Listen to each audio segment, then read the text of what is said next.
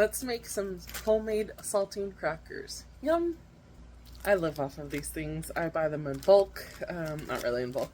I buy them a lot though because they really settle my stomach if I am feeling sick. If I can't eat a whole lot that day, saltines are like my favorite go-to. So I thought let's just try and make them, and I'm craving them again. So let's try them. For the dry, you are going to add in 2 cups of all-purpose flour, 1 teaspoon of baking powder, and half a teaspoon of sea salt. Just mix that together. I'm just using a spoon because I think we're going to be using a spoon or a spatula pretty much for the whole thing. Next, you're going to grate in 4 tablespoons of butter, which is half a stick. You can grate it or you can cut it up into little cubes.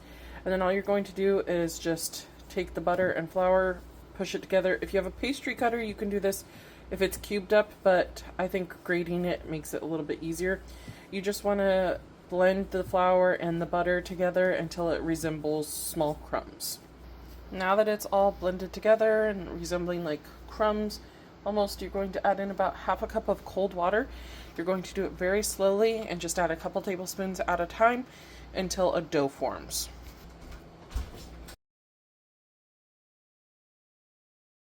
The dough came together. It's a little bit wet, but it's not like sticky or sticking to my hands or anything.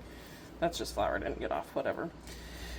So I'm going to wrap it and put it just on the counter for about 10 to 15 minutes to let it rest.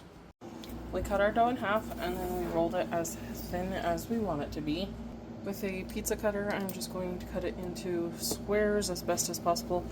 You could like get the edges off, whatever, and make it a perfect square, but I'm not wasting any. With a bench scraper, or you could use a spatula, I'm picking these up and putting them right onto a sheet tray with parchment paper. We brushed half with olive oil and put salt on them, and then half without.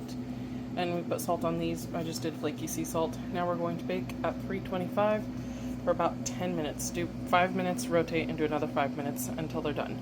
They should just get a little brown around the edges and on the bottom. They took about 15 minutes total. I did them for 5, and then another 5. 15, I'm gonna do the other batch for 7.5 and then 7.5. But I'm super happy with them. I really don't know which ones are the ones with oil on them and which ones are without. I think these lighter ones are the ones without, but let's try them and see how we like them.